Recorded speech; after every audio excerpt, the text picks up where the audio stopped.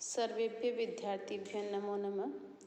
आज हम BA part first year के सेकंड पेपर के अंतर्गत असंधि का अध्ययन करेंगे। आज हम इस असंधि को समाप्ति की ओर ले जाने का उपक्रम करेंगे। पिछले कुछ वीडियोस में हमने असंधि के अंतर्गत यण संधि, अयादि संधि, गुण संधि, वृद्धि संधि, पररूप संधि, दीर्घ संधि तथा पूर्व रूप आदि संधियों का अध्ययन किया। आशा है कि आपको इन सभी संधियों का अध्ययन अच्छी तरह से समझ में आया होगा और आगे आज हम इस संधि के अंतर्गत प्रकृति भाव संधि का अध्ययन करेंगे। देखिए, प्रकृति भाव और प्रकृति भाव संधि किसे कहते हैं?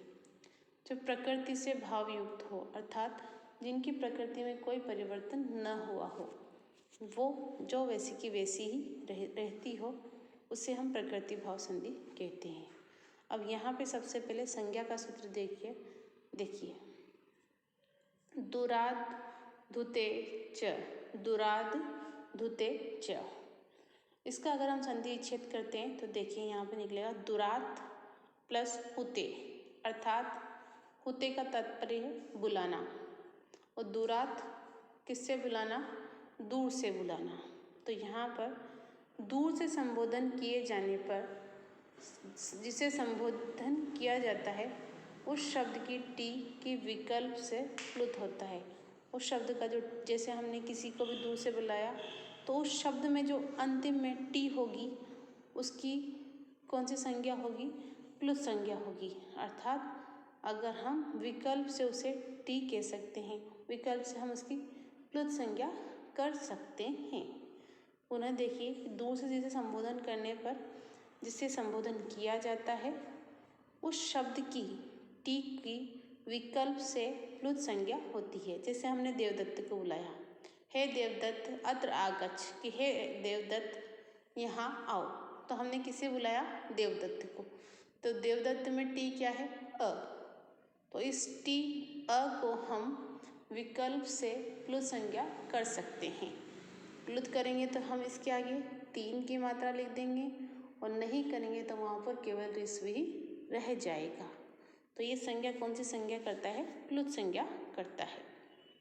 अब इसमें आगे एक सूत्र है, ईदु देद द्विवचनम प्रग्रह्यम। ईदु देद, यहाँ पे जो अंतिम में द है वो हलंत है, ये ध्यान रखिएगा। ईदु देद द्विवचनम प्रग्रह्यम, ये सूत्र कहता है कि ईदु देद द्विवचनम प्रग्रह्यम, दीर्घ एकारांत, ईकारांत और उकारांत।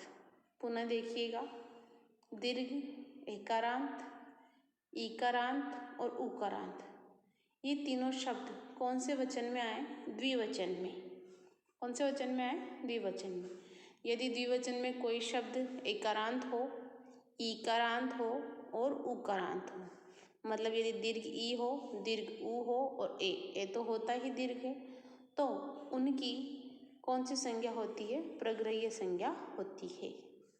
एक बार आप पुनः देखिए, ईदु देद द्विवचनम प्रग्रह्यम, इत, उत और एत, दीर्घ इकारांत, दीर्घ उकारांत, एकारांत, कौन से वचन में? द्विवचन में। तो इनकी कौन सी संज्ञा होती है? प्रग्रह्य संज्ञा होती है। अब देखिए, हमने ऊपर वाले सूत्र से प्लुत संज्ञा की और इस सूत्र से प्रग्रह्य संज्ञा की।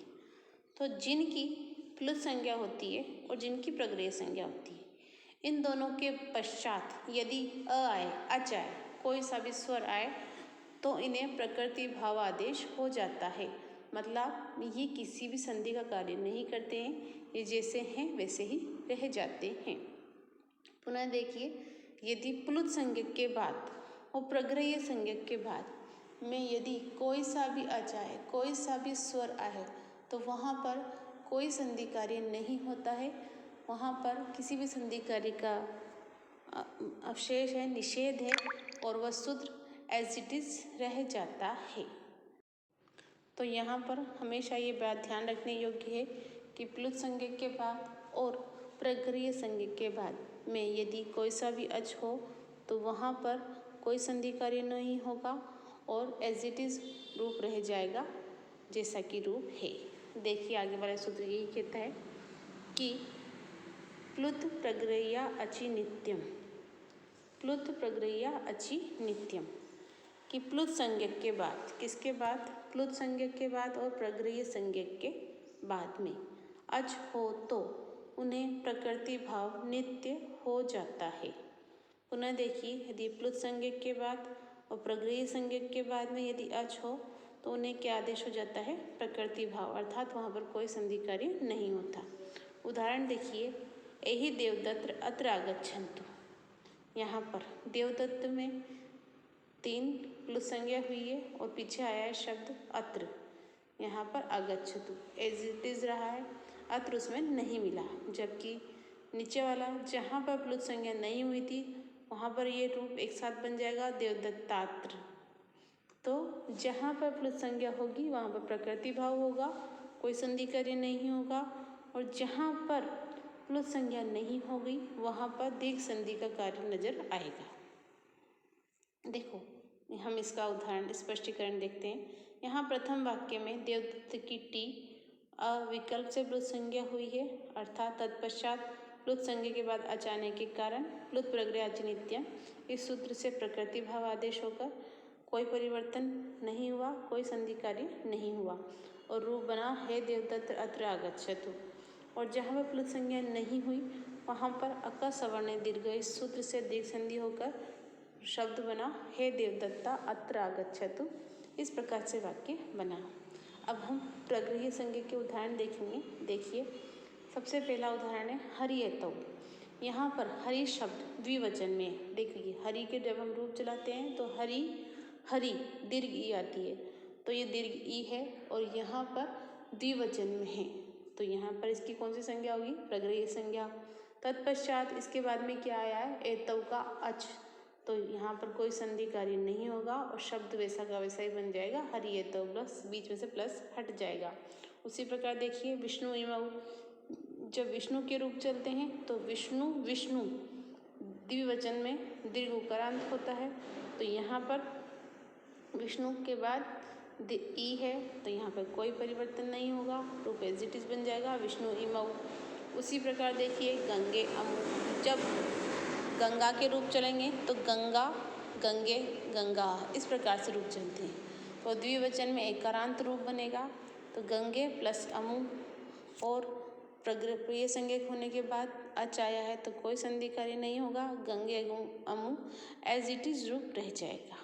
उसी प्रकार देखिए धनुषी एते, यहाँ पर भी द्विवचन का रूप है, प्रगृह्य संज्ञक के बाद अच आया है तो कोई संधि कार्य नहीं होगा। वटु उत्कुर्दते, वटु में भी दीर्घ उकारांत है, कन्ये एकारांत है और कवि आगच्छत, इस प्रकार से ये सभी दीर्घ एकारांत उकारांत और एकारांत है, अतः यहाँ पर प्रगृह्य संज्ञा होकर प्रकृति भावादेश हो जाएगा अच आने के कारण।